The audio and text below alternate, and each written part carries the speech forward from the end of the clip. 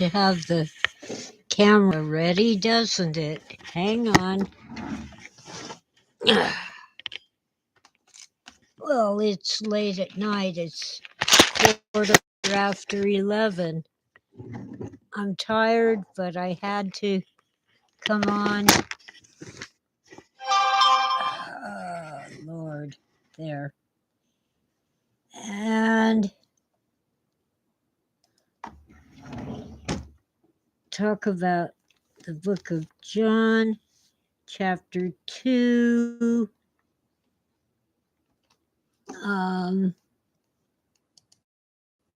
Start at verse 13. 13 to 17. We hear so much about meek and mild Jesus.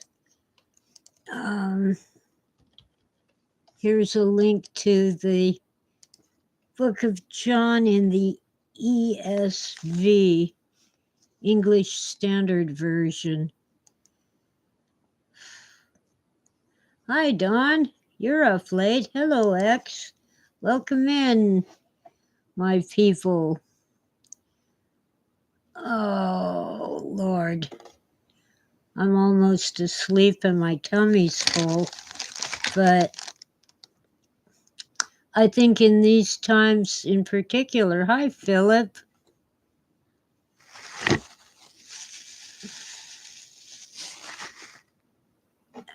It's today, Saturday, July 20, was one of the hottest days so far. Oh, hello, Time for Rose. You guys are all jumping in, and I'm half asleep, but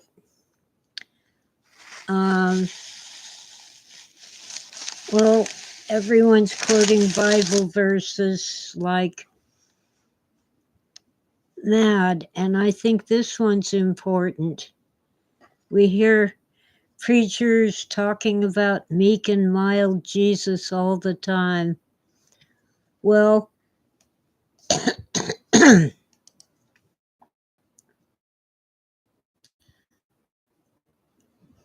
right after the wedding at Cana, where Jesus turned the water into wine, we have the Passover of the Jews was at hand, and Jesus went up to Jerusalem. In the temple, he found those who were selling oxen and sheep and pigeons, and the money changers sitting there. In the temple, by the way, in the temple is not part of the verse. That's me talking. Here, I'll share it.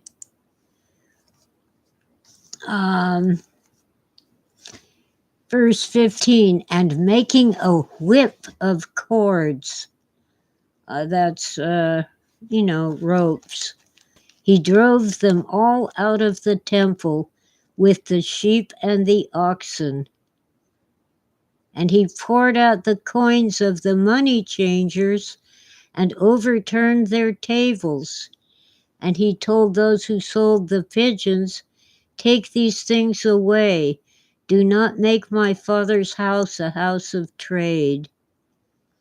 His disciples remembered that it was written, zeal for your house will consume me. In other words,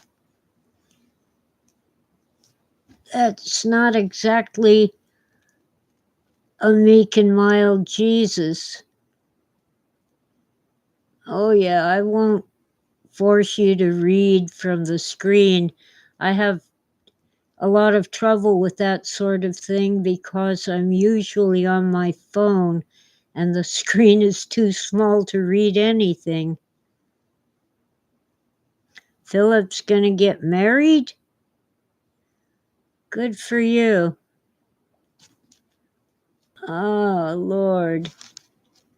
Oh, Time for Roses, Pamela. Well, welcome in, all of you guys.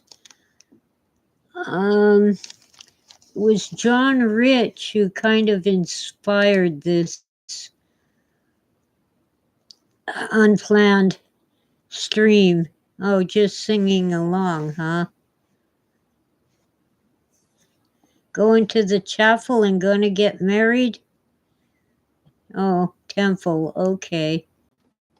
From the New Testament.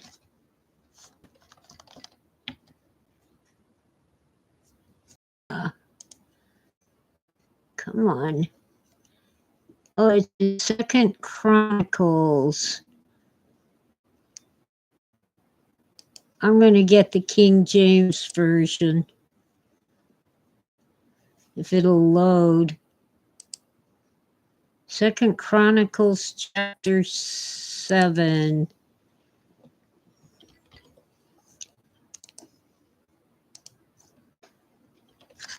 It's,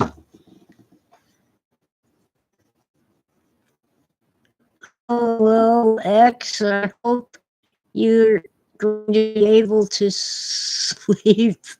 Maybe I'll make you sleepy. Okay, I've got Second Chronicles chapter 7. Oh, it's showing me verse 14.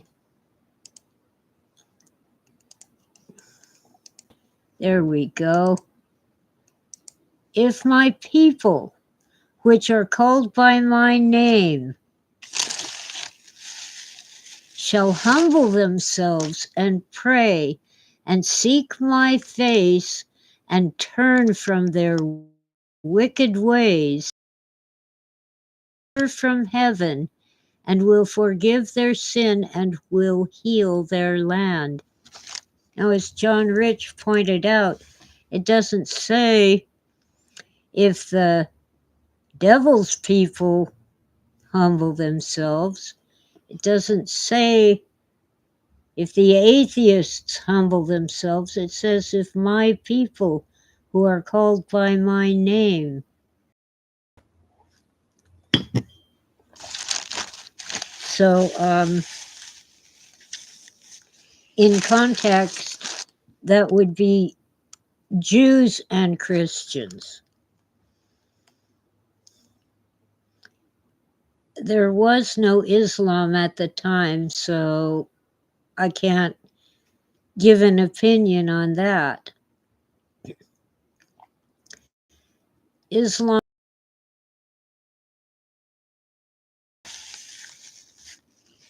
and the New Testament is from the 1st century, the zeros. Years 1 to 99. I think it's quite appropriate in this time.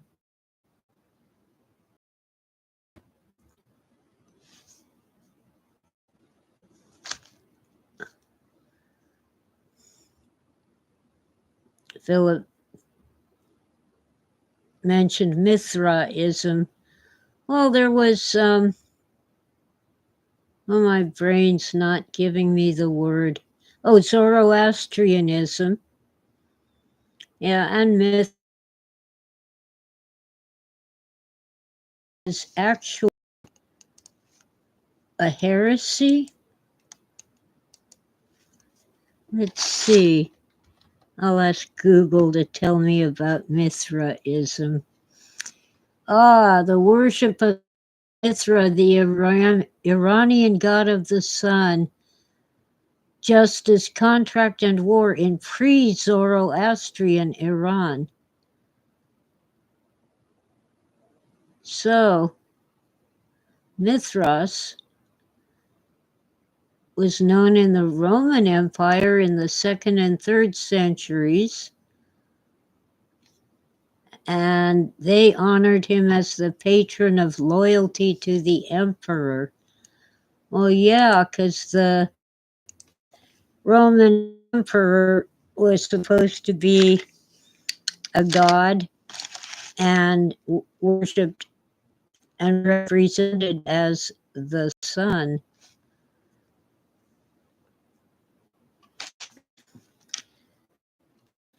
Anyway, John Rich also told about how David was just a shepherd boy, and the Philistines and the Israelites were in conflict, and oh boy, I'm tired. All the Israelites were afraid of Goliath, but David trusted God, and they say, people will say, well, why did he pick up 5 stones instead of just one if he trusted God to send the rock to its target? When he, used his sling to send a rock to knock down Goliath. Well, Goliath had 4 brothers.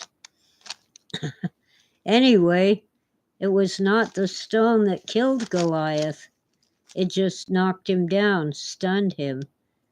So David picked up Goliath's sword, which must have been a really difficult thing to do. I mean, a giant's sword would be very heavy. But he picked it up and cut off Goliath's head. And there is a tradition that certain demonic creatures, like the giants, can't be killed unless you cut off their heads. Makes you kind of wonder about the guillotine.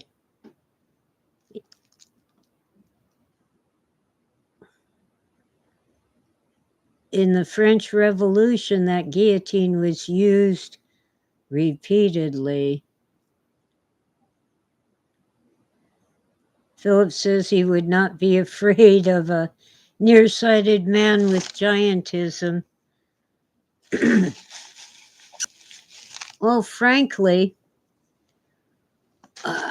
tall people are not necessarily nearsighted or suffering from giantism. When I was in high school, one of my fellow students was 7 feet tall, but otherwise perfectly normal. He just had to duck in order to walk through a doorway.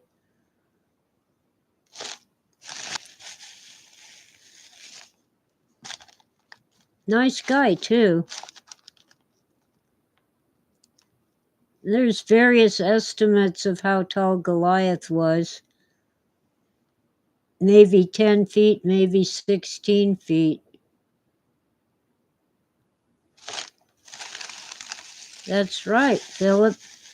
Shepherds had to be tough enough to ward off a lion. I believe there were wolves there, too.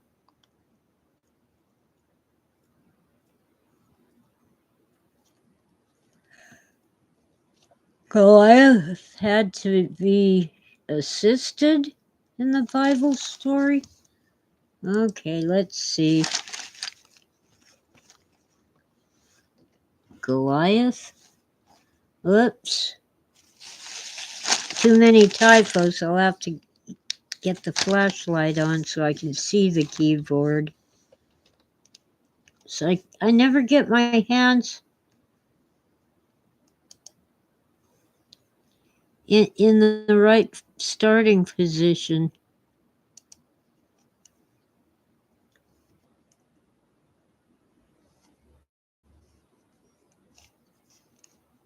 All right. It's not giving me a Bible verse.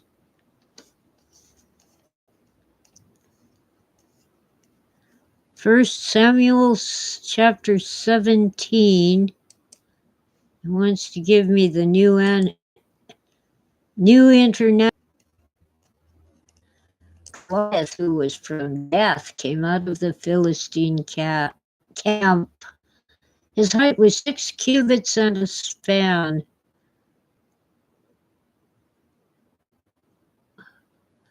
I don't know how big that is, but there's a footnote. Let me see if I can get to it. About 9 feet and 9 inches or 3 meters. Okay.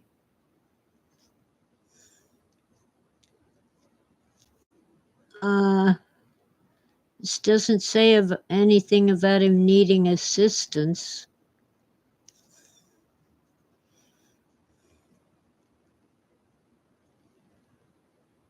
He had a bronze helmet on his head and wore a coat of scale armor of bronze weighing 5,000 shekels.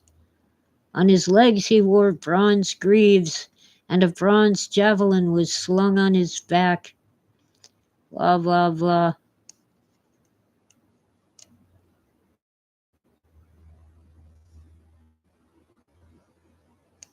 He defies the armies of Israel. And everyone was terrified, except David.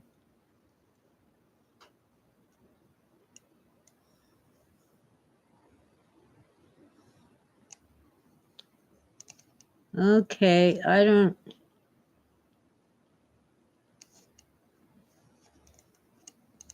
see anything about Goliath needing help, but I'll take your word for it.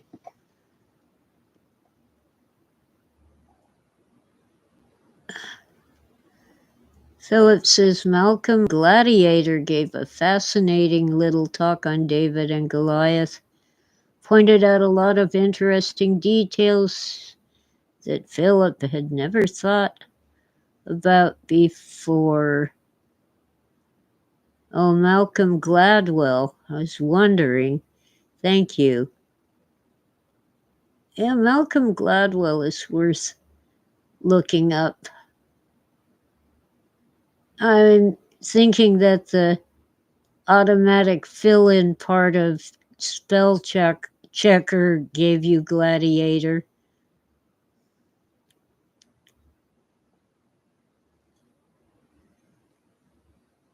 Yeah, David being a descendant of. Wait a minute. I can't remember. I know his grandson Solomon had great wisdom. There's a story that the reason for the Trojan War was that Prince Paris of Troy was asked to settle a dispute among three goddesses. You see, a little nymph was insulted when she was not invited to the wedding. I forget whose wedding it was or who the nymph was, but the nymph was known for discord, spreading discord. So since she wasn't invited, she decided to do some mischief and she put a golden apple on the table. And these three goddesses were fighting over who should get the apple. So they decided to let Prince Paris solve their dilemma. And Athena offered him great wisdom if he would choose her. And another goddess offered him great wealth. I forgot her name. But Aphrodite, the Greek version of Venus, offered him the love of the most beautiful woman in the world. And Paris foolishly chose to give the golden apple to Aphrodite. So, of course, Helen of Troy, the most beautiful woman in the world, fell in love with Paris. The only problem is that Helen was married to the king of Sparta.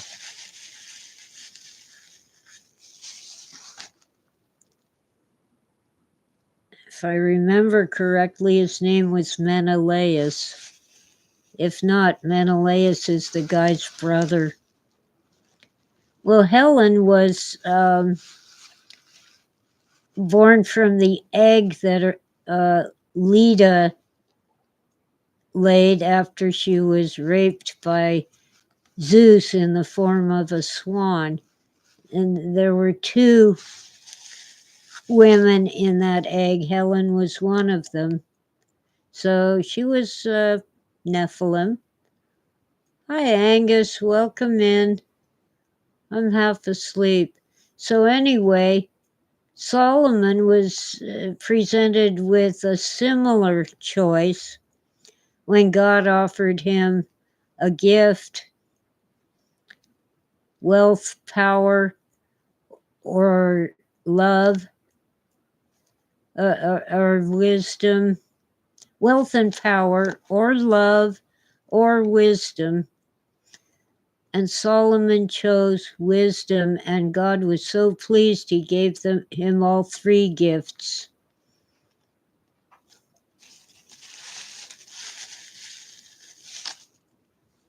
Shalom, Angus. Ah, the golden apple. I don't know what it represents. I don't care.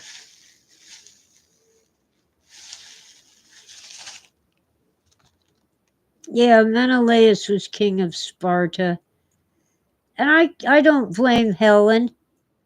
The Spartans really were Spartan. Even the king and queen slept on plain wooden boards, not soft mattresses. And their such blankets as they had were scratchy things made out of cheap material and not very warm. And their food must have been awful. Goliath was a Nephilim.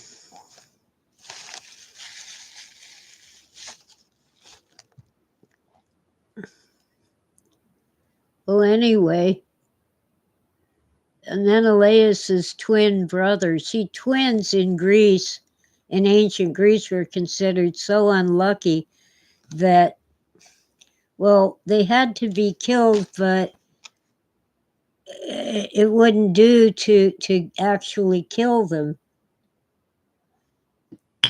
So when twins were born, they were supposed to be left out in the wilderness for the gods to decide their fate. And here, Helen was a twin, and her husband was a twin. His twin brother was Agamemnon, whose wife, Helen's twin sister, drowned him in the bathtub when he returned from the Trojan War because she wanted to install her lover as the king.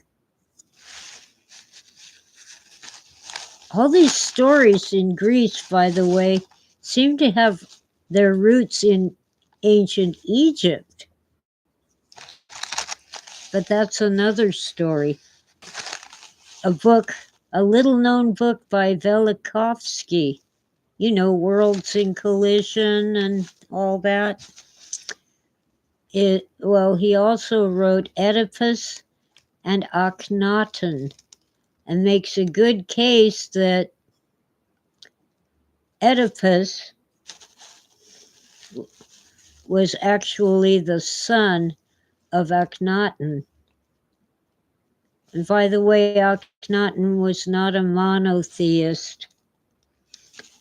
The religion he founded set up three gods, one being the sun, a second one being the disk of the sun, and the third one being the spirit of the sun. Sounds kind of like a trinity to me, but maybe not. Let's see. Oh, the UFO paintings from the Renaissance are actually choirs of angels. Now, that doesn't necessarily mean that they didn't see, something strange in the sky, but their intention was to show a choir of angels. And the little fuzzy pictures we get on the internet just don't show what's in the original painting. But a choir of angels up in the sky could be a UFO. We just don't know.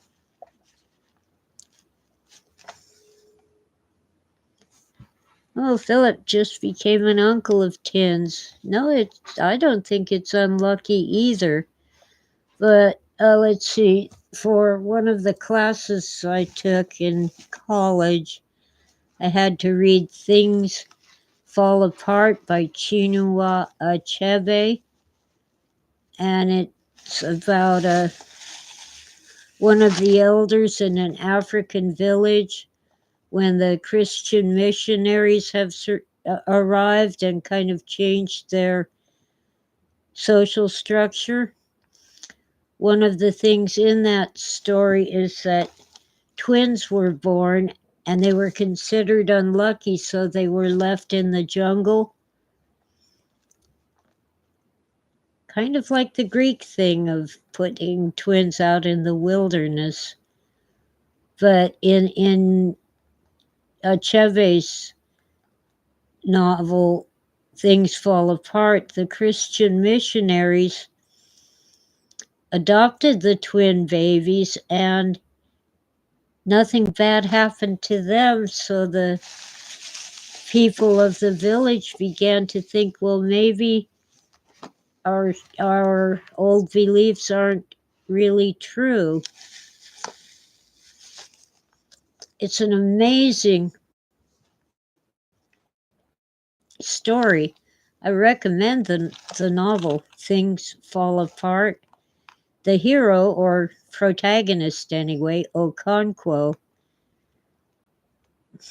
just cannot deal. He's an elder and respected and all that, and he's losing his status because of these Christian missionaries and the new things that Europeans are introducing to the people in the traditional society. Oh Lord, I'm so tired. But I got inspired by John Rich quoting the Bible to, come on, brain. The guy with the infectious laugh.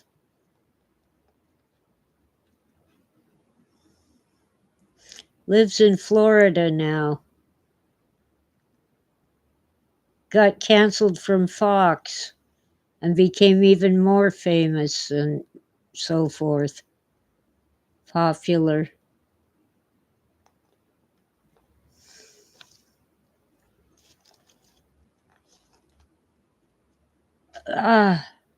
Tucker Carlson. Yeah, John Rich was talking to Tucker Carlson in the video.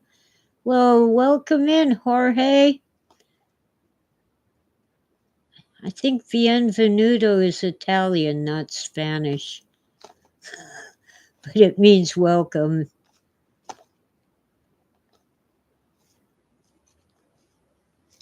No. Judge Napolitano.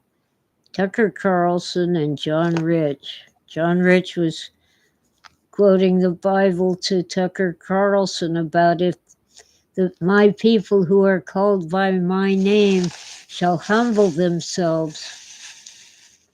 because I'm leaving part out. and turn from their wicked ways, I will heal their land.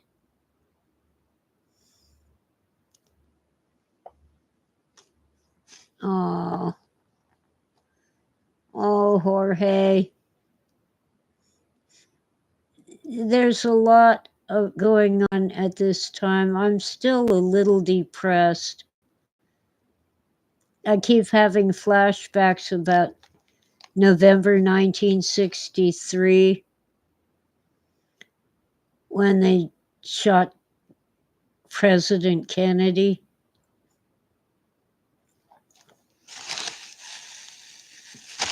This time they missed. So I want to tell a joke. It's kind of got a bad word in it, but I think it's funny. A nun and a priest go out to play golf, and the priest misses his putt and says, "Damn it, I missed." And the nun's very upset. She says, "You shouldn't cuss like that. The Lord God doesn't like cussing." And then on the next hole, he hits a drive right into the sand trap, and he says, "Damn it, I missed." And the nun is getting really nervous. She says, "You can't curse like that. God will strike you dead with a lightning bolt." And as they go to each hole, if he misses a shot, the priest says, "Damn it, I missed." And on the 8th hole,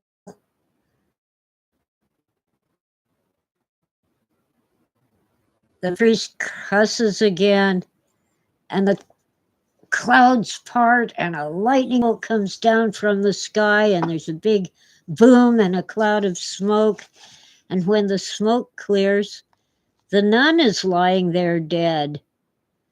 And this voice from the sky says, "Damn it, I missed." Well, I thought it was funny. Well, somebody missed last Saturday.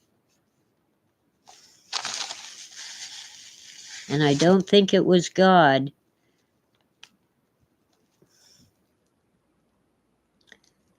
Now, I can't explain why someone died, others were wounded, and one got a nick on his ear.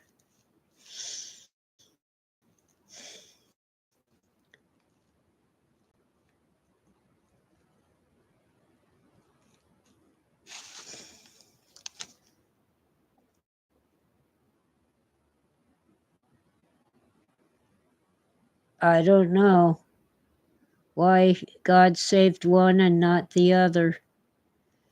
But a hero died that day, shielding his wife and his 2 daughters from the bullets.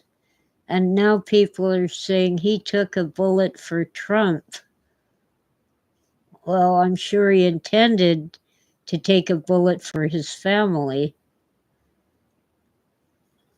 But of course, Trump was the target. And a lot of things went wrong that day. Well, you know, it's been, I gotta do math in my head again, 37 and 24, 61 years since John Kennedy was killed, and we still haven't seen what the government knows about that day. I always forget whether it was November 22 or November 23. So let's see if Google will tell me.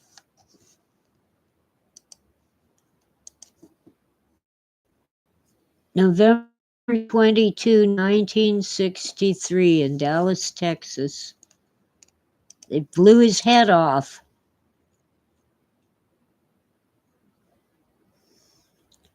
Well, Governor Wallace was paralyzed. And apparently he got religion after that and apologized for opposing integration. You know who else opposed integration? Because he didn't want his children going to school in a jungle, a racial jungle. He's in the White House today.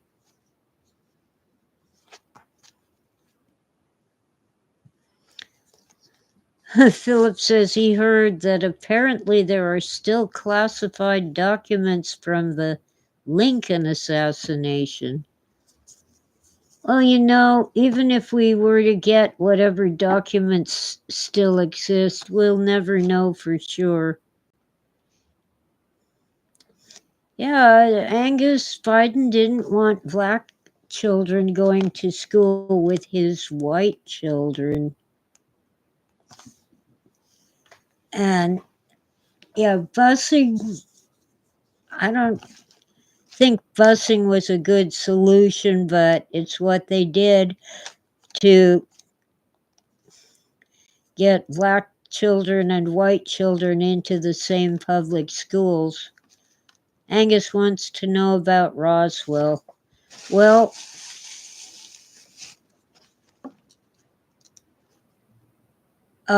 my best guess, and it's an educated guess, is that whatever crashed at Roswell was ours. Human technology.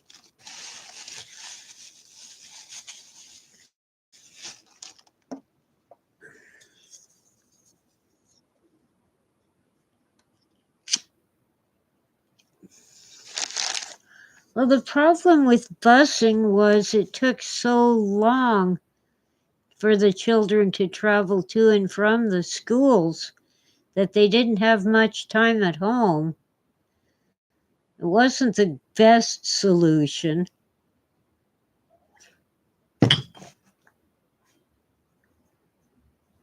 The best solution would have been to build schools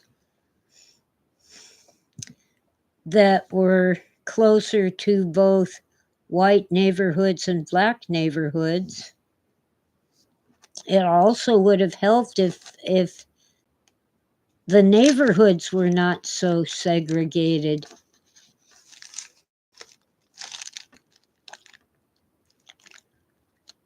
Okay, Angus, I read Philip Corso's book too, The Day After Roswell, when it first came out, so apparently later he added more to it, and I don't have the additional material.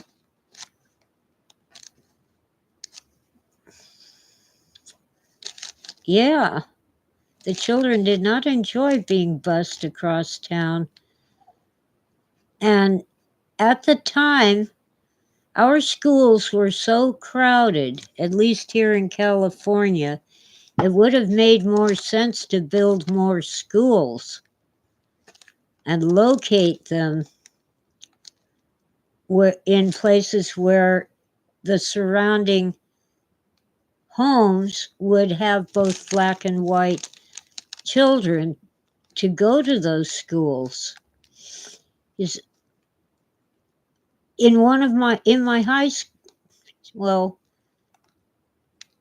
8th grade history class, we had so many students that there were not enough chairs. We had 6 boys sitting on top of the cabinets at the back of the room because they didn't have chairs or desks for them.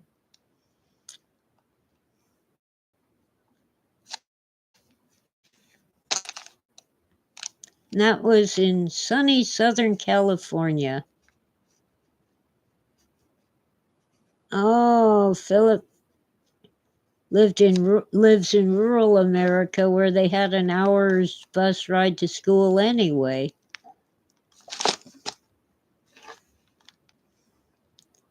Well, I'm not buying the Velcro thing that Corso said.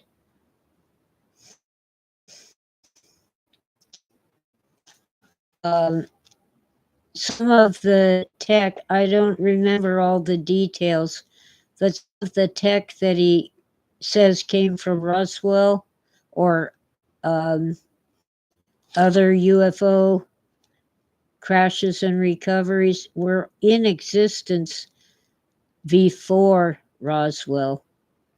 They were developed for the war effort beginning in the 1930s when we knew we were going to have a war eventually because of the rise of Hitler.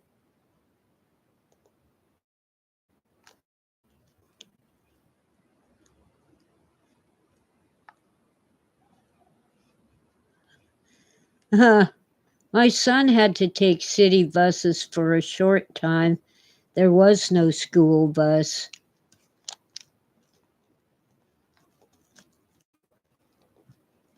It was a small private school where I thought he'd do better than at the public school.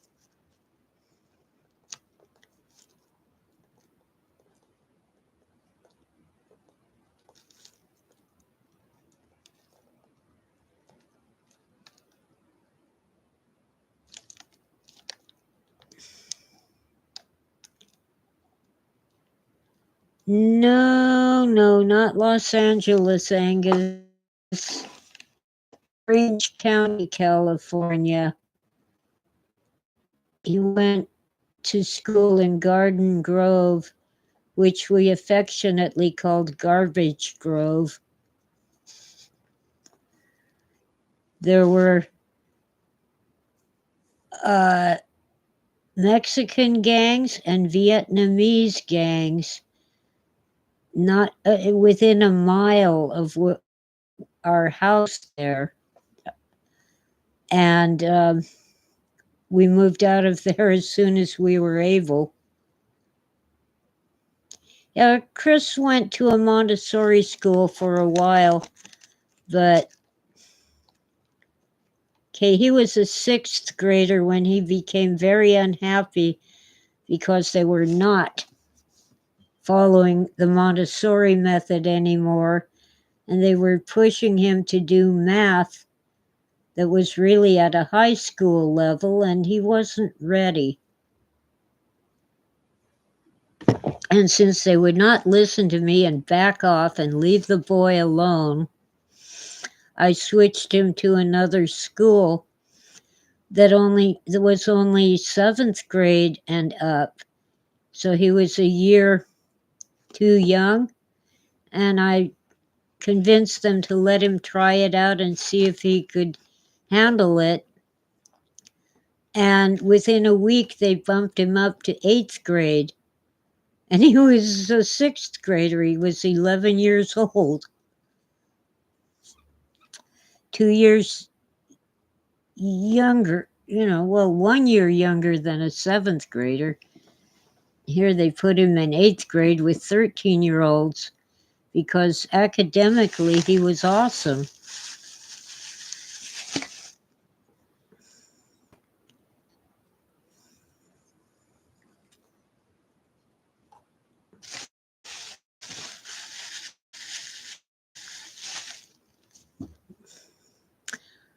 I never had trouble with gangs when I was a child, but one time at the junior high, some girl I didn't even know, I don't think I'd ever seen her before, just walked right up to me, got in my face, and said she was going to beat me up after school. So I told my counselor, and he said, "Are you scared?" And I said, "No, but if I get in a fight, you'll know why." The girl didn't show up after school. And I think it's because I didn't respond to her. I just stared at her.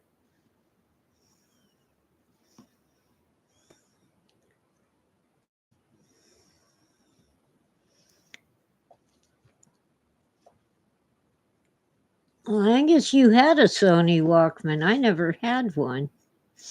Eventually, as an adult, I bought a Radio Shack copycat of a Walkman.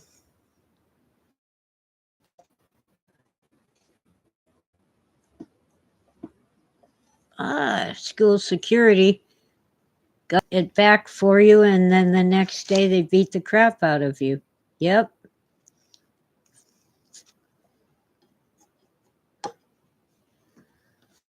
Oh, wow. Yeah. Never mess with a gang. My granddaughter was jumped on in the cafeteria by 6 girls. And she did what her father had told her to do. She picked the baddest one and beat the crap out of her, and all the others ran away. So, you know what the school did? They expelled my granddaughter because she won the fight.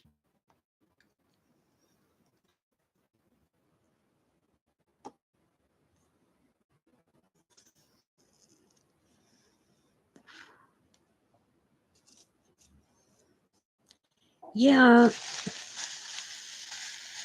I've heard of people skipping grades, but when I was in school, my mother campaigned for them to let me skip a grade, and they wouldn't do it. They said I was socially, what's the word, backward or behind, because I didn't have a lot of friends. That was enough for me.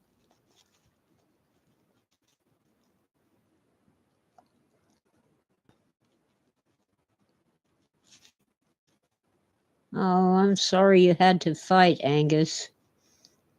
Of course, you know what they say, whatever doesn't kill you makes you tougher.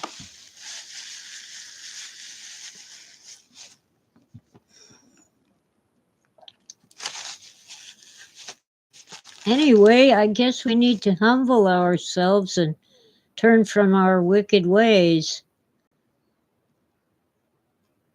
Because that's what God expects from us if we want Him to heal our land. And boy, our land needs healing.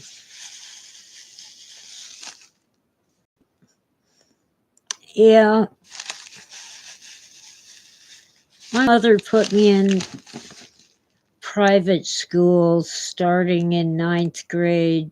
No, was it 9th? No, it had to be 10th grade. No, it was 9th.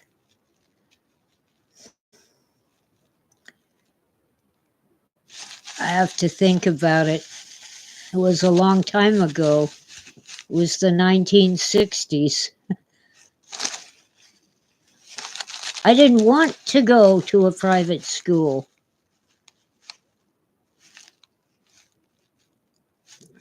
But she only put me there so I could get up in the morning to dress my baby sister and get her onto the bus to go to a private school.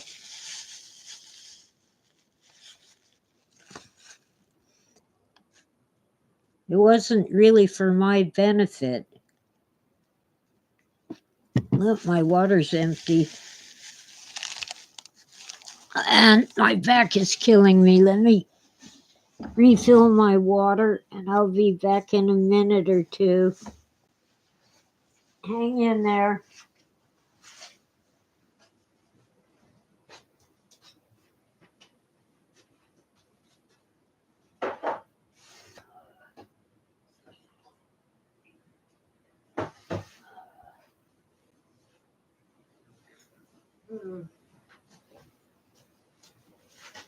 I think I need a quick trip to the loo. I'll be right back.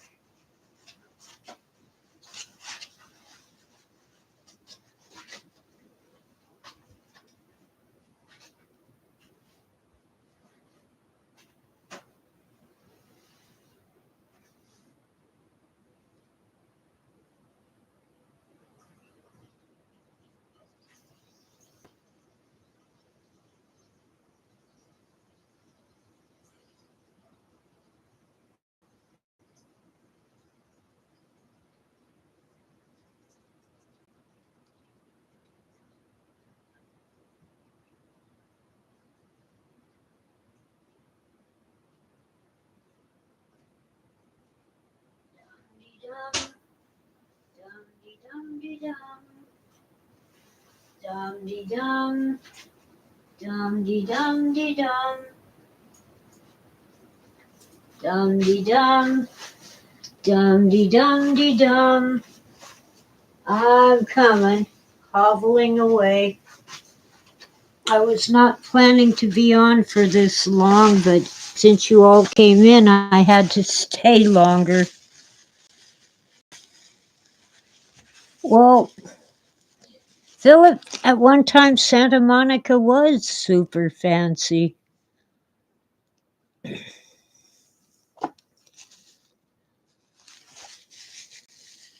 And Philip, yeah, um, mostly, I had no social skills. I was very shy and suffering from a controlling mother.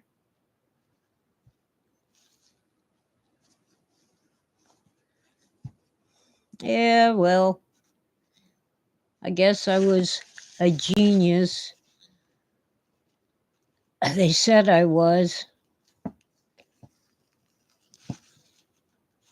When she put me in a high school for gifted children, I passed their IQ test with flying colors.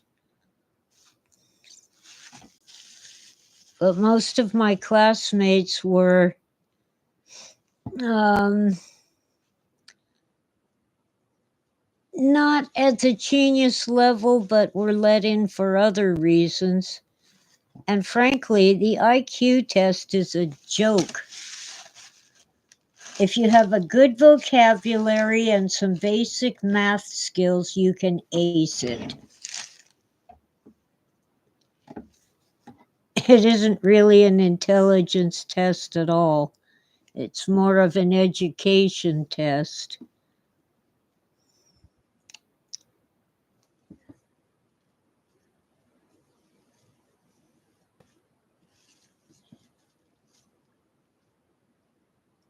Yeah, well, Mom taught us manners, but she never taught us how to make friends.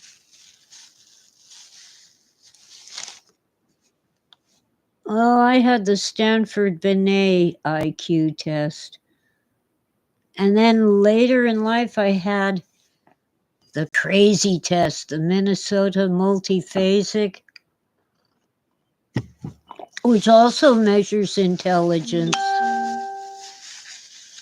I took it for to help a fellow student with his master's thesis. He was doing it,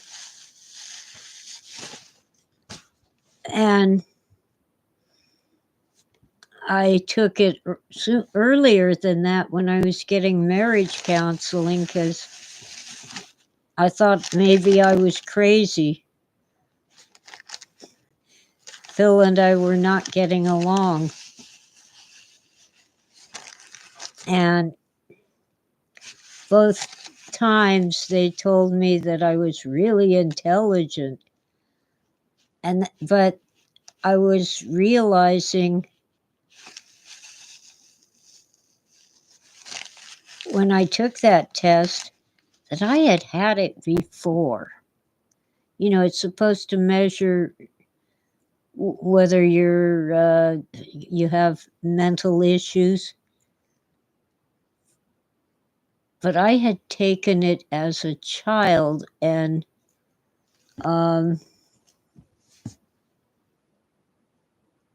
it was some kind of study of school children that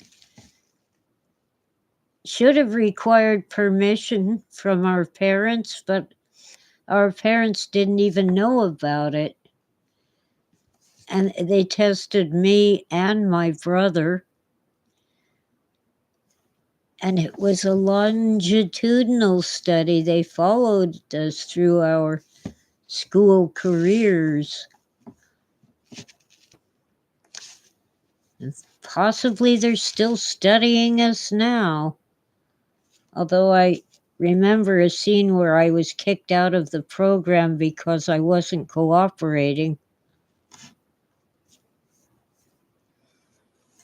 High IQ. Minnesota Multiphasic Personality Inventory, MMPI. Philip had it too.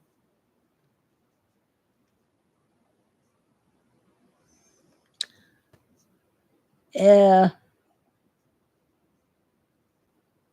well, it basically tests, as I said, your vocabulary and your math skills, and they're pretty much basic. On the when they tested me for entrance into the hoity-toity genius school, where, by the way, I was on scholarship, because we couldn't afford it. I missed one question. What's the opposite of an evergreen? Well, I'd never heard the word before. I know it now. A tree that is not an evergreen is deciduous. Also, your baby teeth are deciduous teeth, but I'd never heard that from any dentist. They just said baby teeth.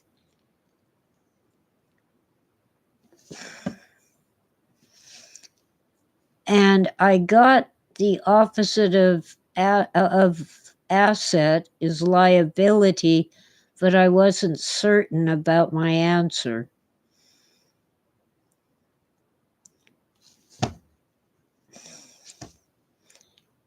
Otherwise, I got everything right at the yeah, it's based on school, you know. And some of the students were very bright, at least in one area. Some had a gift for music or art. They weren't, the typical high school students who are there just for a social life, but they were rather lazy. So I tended to wipe them out because I wasn't lazy, but that doesn't mean I was smarter.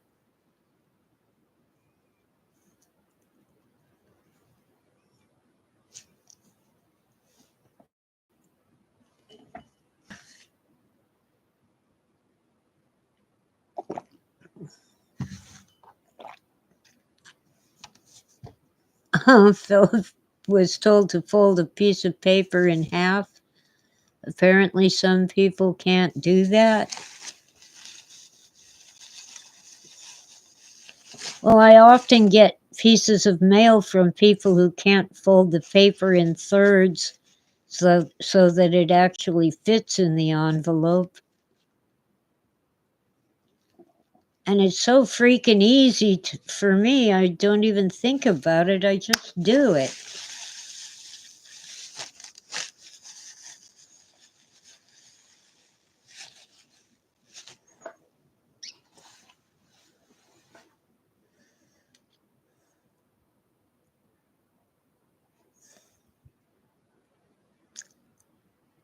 They'll fold it in half and then fold it again,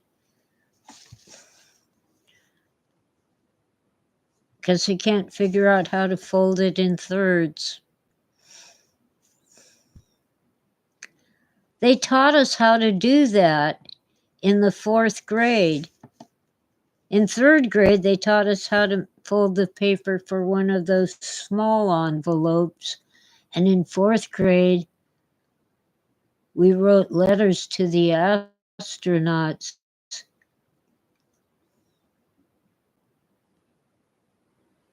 And we had to fold the paper in thirds. And it was easy. Every 4th grader in that class, 9-year-olds, even the 9-year-old boys could do it.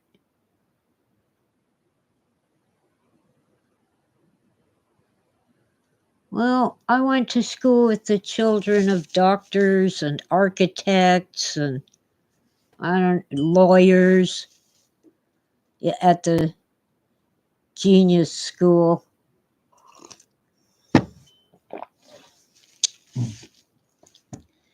And they were definitely above average intelligence. But as I said, lazy. Yeah, well, it used to be a school for special children, but then they started calling those of low IQ special, so they changed it to gifted.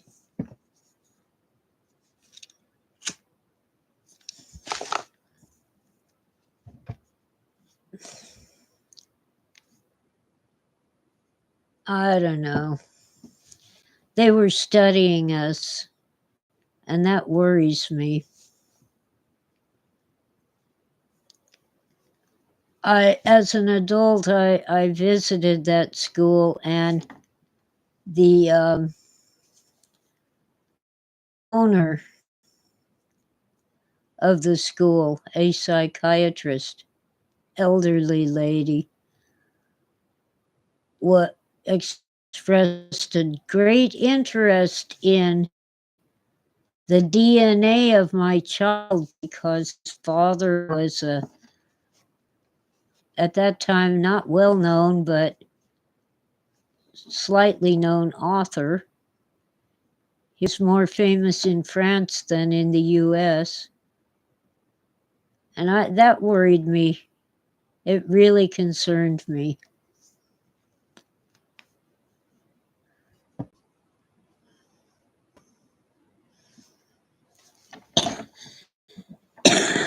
Oh boy. It's past midnight now.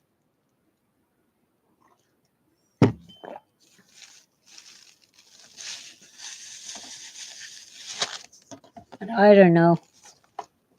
I think that many people have this misconception that if you're really smart, things must be easy for you. That isn't so. Yeah, I might easily find the answer to the solution to an equation or the answer to a question on grammar or spelling.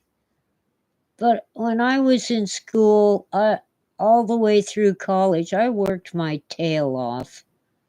I worked very hard and long hours.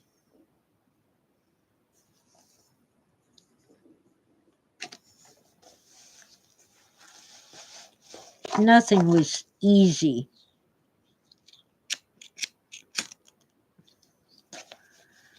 I think also part of what sets me apart from so many people is that when I was young, I listened to old people. I drank in their knowledge and experience and wisdom.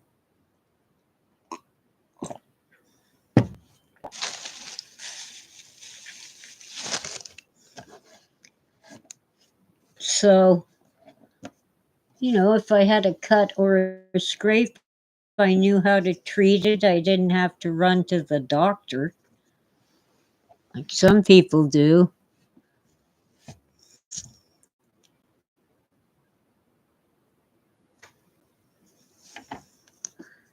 Um, I knew that if I wanted to be healthy, I couldn't just eat Twinkies and chocolate bars. I had to have some real food too. But unlike Mom, the sugar police, they said it was perfectly fine for children to eat sweets. We wouldn't crave them so much if we didn't need them. because children burn a lot of energy.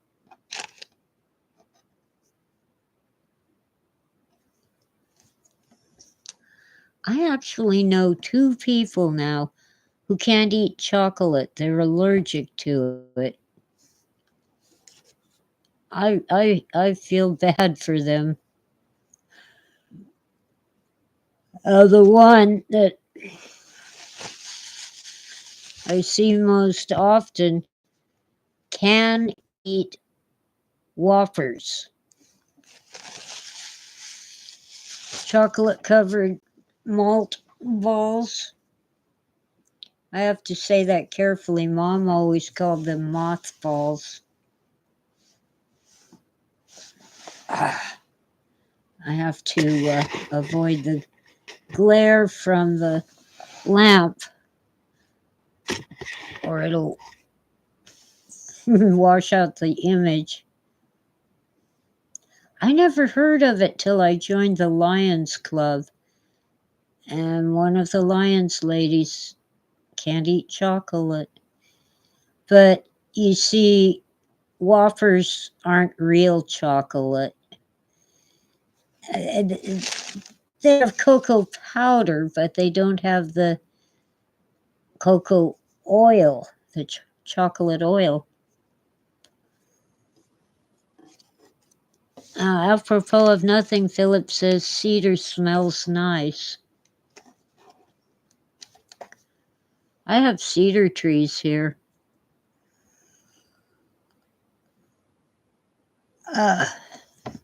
Oh, it's night time. 12:22 in the morning. It's Sunday.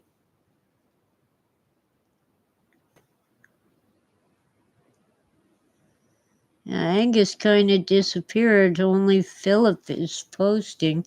But I have, if YouTube isn't lying, I have 5 listening and 5 in chat.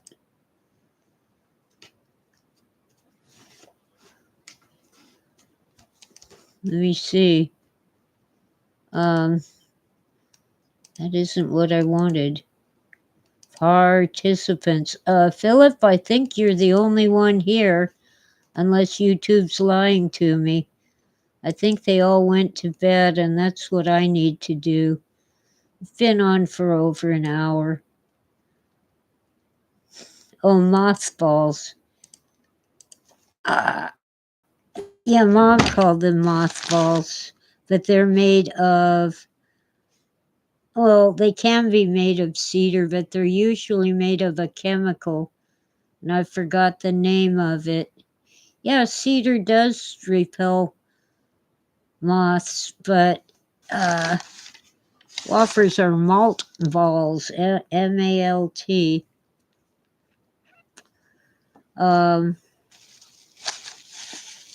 Darned if I can remember right now what the chemical moth balls are made of. But it's nasty stuff.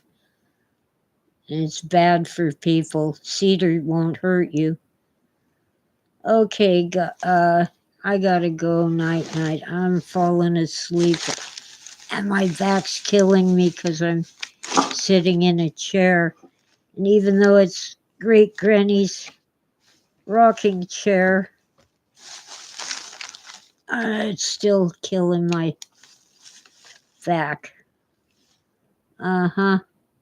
Start that over. Thank you all for coming and have a great night. Good night. Catch you later, Philip. Bye.